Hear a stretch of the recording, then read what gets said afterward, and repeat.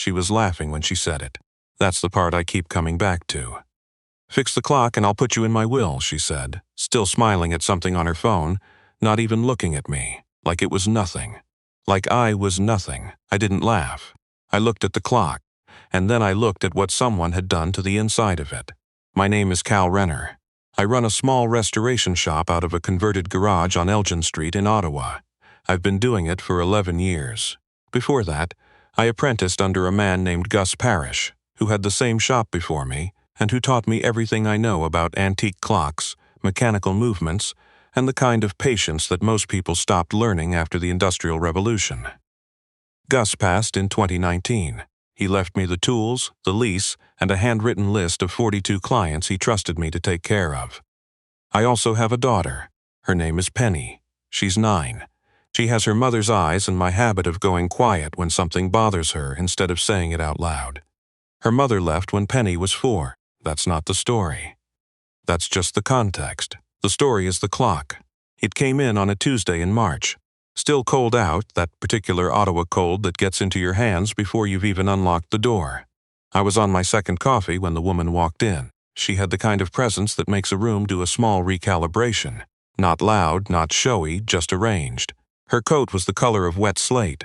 Her boots were the kind that cost more than my truck payment. She set a case on my counter. Burgundy leather, brass clasps, old.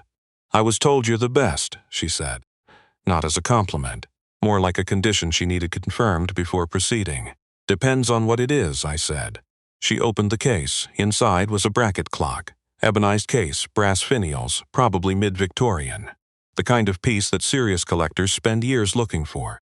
I could see from 2 feet away that the dial was original, the hands were original, and the casework was in extraordinary condition for something 150 years old. It belonged to my grandfather, she said. It hasn't run in 8 years. 3 people have looked at it. None of them could fix it. I asked if I could pick it up. She nodded. I lifted it carefully, turned it, looked at the backplate through the access door. The movement was a fusee chain movement. English, mid-1860s. I'd worked on 4 or 5 over the years. Gus had worked on dozens. I'll need a week, I said. Maybe 10 days. I need it for the end of the month. My grandfather's estate is being settled. There's an appraisal, I understand. She wrote her name on my intake form. Lenora Ashby. She listed her address as a condo on Sparks Street that I knew, because everyone in Ottawa knows it, as one of the buildings where you don't ask what the maintenance fees are. Before she left, she paused at the door. She looked around the shop, the rows of clocks on the wall, the long case in the corner I'd been working on for 6 weeks, the photograph of Gus I keep above the workbench. Fix the clock and I'll put you in my will, she said, still on her phone, still not quite looking at me. I didn't know if she was joking. I assumed she was. I was wrong about that, but not in the way I expected. I started on it that evening after Penny was in bed. The ritual is always the same. Clean hands, good light, the right tool roll laid out in order. I set the movement under the magnifying lamp and began at the mainspring. The spring was intact. That was the first surprise. A clock that hasn't run in 8 years usually has a broken mainspring. This one was fine.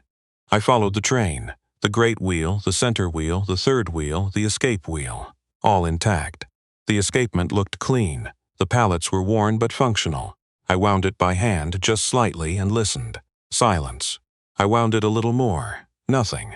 I sat back. Something was stopping this movement, and it wasn't wear, and it wasn't breakage, and it wasn't the mainspring. I picked up the loop and went back to the escapement. I looked at the pallet fork.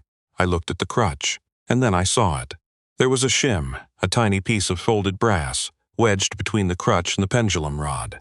Deliberate, precise, placed by someone who knew exactly what they were doing and exactly what it would accomplish. This clock had not broken down. This clock had been stopped, on purpose. I set down the loop. I sat in the quiet of the shop for a long time after that, the clocks on the wall keeping their small, steady beats all around me, and I thought about what that meant. Gus had a saying. He said a clock doesn't lie. He meant it literally. A clock keeps its own record. The wear patterns on the wheels, the oil residue in the pivot holes, the tension in the mainspring, all of it tells you exactly how the clock was used and when it was last touched, and sometimes, if you know how to read it, by whom. I knew how to read it. I started looking more carefully. The movement was clean. Not naturally clean, but cleaned. Someone had serviced this movement recently. I could tell by the oil. Clock oil degrades over time and changes color. The oil in this movement was wrong for 8 years of sitting still. It was maybe 2 years old, 3 at the outside, which meant someone had opened this clock, serviced the movement, and then deliberately disabled it. I looked at the backplate again. There, at the lower right edge, barely visible under the angle of the lamp, was something I'd missed the first time. A small mark. Not decorative. Not manufacturer's. A private mark, an engraver's personal stamp, the kind that clockmakers used in the 19th century to identify their work, and that restorers sometimes added to document their own. I recognized it. I'd seen it on 3 other movements in my life. All 3 had come through Gus Parrish's shop. The stamp was his. I didn't sleep much that night. In the morning, I dropped Penny at school. She had a science project on bird migration that she was worried about, and she didn't want to talk about it, which meant she was worried about it. And I went back to the shop, and I started going through Gus's records. He kept everything on paper. 3 decades of intake forms, service records, client notes, written in that particular cramped printing of his that I used to struggle to read and now know like a second language. I found it in an unmarked folder at the back of the 2016 box. An intake form for a bracket clock. English fusee movement. Ebonized case. Brought in by a man named Theodore Crane. Gus had serviced the movement. He'd replaced 2 worn bushings. He'd noted the condition. Excellent. He'd noted the value in pencil with 2 question marks after it. 18,000, 24,000. And at the bottom of the form, in different ink added later, in handwriting that was shakier than the rest. Do not release to anyone other than the original client or a direct family member. TC has concerns about executor Theodore Crane. I turned that name over in my mind, Lenora's grandfather. I did what I could without going too far. I looked up the name. I looked up the estate. Theodore Crane had died 18 months ago. He'd been a retired civil engineer, widower. 1 daughter who had predeceased him, 1 grandchild, Lenora. His estate was substantial. Not in the way that tech money is substantial, but in the way that a careful, disciplined man, who spent 60 years building things and spending nothing frivolously, can make substantial look quiet. Real property in Ottawa and in Prince Edward County, a collection of antique instruments and timepieces listed in the estate documents as significant. The executor of the estate was listed as a man named Burton Cross, a lawyer, a name I didn't know, but I knew what Gus had written. And I knew what someone had done to the clock, and I knew that a stopped clock has a value that is harder to establish than a running one.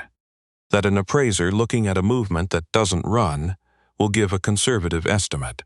That a conservative estimate on a piece worth $24,000 might come in at 8 or 10, depending on who's asking and who's answering.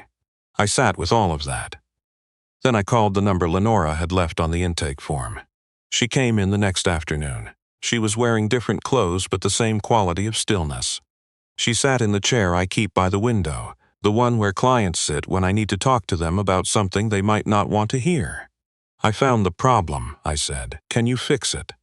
The clock isn't broken, I said. She looked at me. Someone disabled it. Deliberately. Someone who knew this movement well enough to do it in a way that would look like natural failure to anyone who didn't look closely. She didn't say anything right away. She looked at the clock on the counter between us. Then she said, very quietly, "When? 2 to 3 years ago, after your grandfather's death." Which means after the estate was opened. She was quiet for a long time. "The appraisal," she finally said. "A stopped movement on a piece like this could cut the assessed value by 60%, depending on the appraiser, and the appraiser was recommended by." She stopped herself. I waited. "Burton Cross recommended the appraiser," she said. "He said the one my grandfather used had retired. I didn't say anything. I didn't need to." She looked at the clock again. She looked at it like she was trying to remember something, or maybe trying to forget something. "My grandfather brought this clock to someone before he died," I said. "A man named Gus Parrish, my mentor. He serviced it, and he left a note." I set the intake form on the counter between us. I'd made a copy. The original was going back in the folder. She read it without picking it up. When she looked up, her eyes were bright in a way that had nothing to do with happiness. "He knew," she said. "He suspected something," I said. "He couldn't have known what. But he made a record, and he left the stamp on the movement. So someone who knew what they were looking for would find it. Someone like you. Someone who trained under him. She sat with that for a moment, then she said, "Can you fix it, the actual problem, the shim?" "I already did," I said. "It's running. Has been since 6 this morning." She looked at me for a long moment. I couldn't read the expression. It was the kind of face people make when they're having a conversation inside themselves that's more important than the one happening out loud. "What do I owe you?" she said. "The intake rate," I said. "Same as anyone." "That's not Lenora." I said her name carefully, not rudely, just to stop her. "Gus would have done the same. He'd have fixed the clock and told you what he found and handed you the intake form. That's the job. The rest of it is yours to deal with." She nodded slowly. "I'll need that note," she said. "The original." "I know," I said. "I'll have it ready for you." She came back 2 days later with a lawyer of her own, not Cross. Someone she'd found through her grandfather's old firm. She was composed, professional, moving the way people move when they've decided what they're going to do and have made their peace with the cost of it. She didn't mention the will joke. I didn't either. She took the clock. She took the original intake form in a sealed envelope. She thanked me in that measured way she had, where the thanks was real, but she wasn't going to make a scene of it. At the door, she paused. "Same as the first time. My grandfather's firm did most of their work in Peck," she said. "Prince Edward County. He restored 3 covered bridges. There's a heritage board there. They've been looking for someone to assess a collection of antique instruments that were donated to a community hall last year." I told them I knew someone. I said I appreciated that. She said it wasn't a favor. She said they needed someone who could read what they were looking at, and that was apparently harder to find than it should be. Then she left. The Cross matter took 4 months to resolve. I know this because Penny marked it on the calendar. She'd heard me on the phone with my own lawyer. I'd needed one, as a witness, and she'd gotten it into her head that there was something being decided. She didn't ask me about it directly. She just started paying attention. The morning I told her it was done, she was eating cereal at the kitchen table, and she looked at me over her spoon and said, "Did the right thing win?" I said yes. She went back to her cereal. That was the conversation. The commission in Prince Edward County came through in June. A weekend trip, Penny and I, 2 hours east of Ottawa, through the flat agricultural land that opens up south of Belleville. She brought a book. She read most of it in the car and then got interested in the countryside and put the book down and started asking questions about the grain elevators. She's like that. Goes quiet, then suddenly wants to know everything. The collection turned out to be 31 pieces. Mostly mantle clocks, a few wall regulators, one remarkable Vienna regulator that I spent 40 minutes with just looking. All donated by a family that had been in the county since the 1840s, all in various states of neglect. I spent 2 days going through them, taking notes, making condition reports. Penny sat in the corner of the hall with her book, and occasionally she came over and watched what I was doing. And once she asked me why I always looked at the back of the clock first. I told her that's where people tell the truth. She thought about that. "Because they don't think anyone's looking," she said. I said that was exactly right. She went back to her book, but I could tell she was still thinking about it. She had that look she gets. The one that means something has settled in, and she's going to come back to it later, when she's ready. Lenora called in September. I was in the shop when the call came in, working on a mantle clock from the county collection that had been shipped back to me for restoration. The same day, coincidentally, that Penny's school had sent home a form about a science fair. I almost didn't pick up. I was mid-movement, hands in the train. I picked up. "The estate is settled," she said. "I wanted you to know." I said I was glad.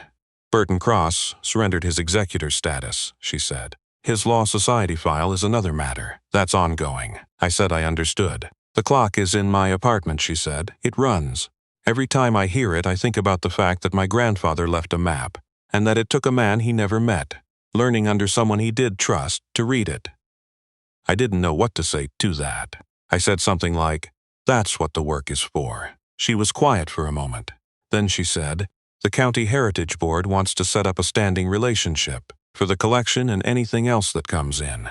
I told them you'd be interested." I said I was. "They'll be in touch in October," she said. "It'll involve a few trips down. Maybe more if the assessment turns into a conservation program. I said that was fine. I said Penny liked the county. There was a small pause. Bring her, Lenora said. There's a bird observatory at Presqu'île. She might like it. I said she would. I said she was working on a project about bird migration. Another pause. Shorter. I know a researcher there, Lenora said. I'll send you the contact. I said thank you. She said it wasn't a favor, same as before. The email came that evening.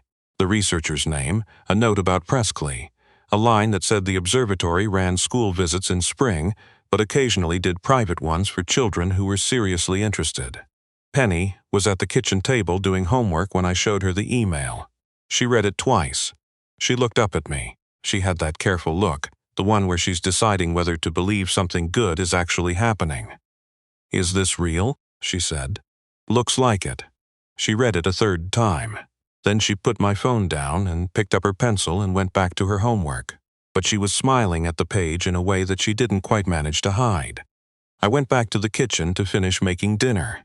Later, before she went to bed, I noticed she'd moved her science project binder to the top of her desk. The cover had a drawing of a Canada warbler she'd copied out of a field guide. She'd colored the yellow and the black with her felt markers and done a careful job of it. I left it where she'd put it. Some things you don't move. You just let them sit in the light where someone decided they belonged.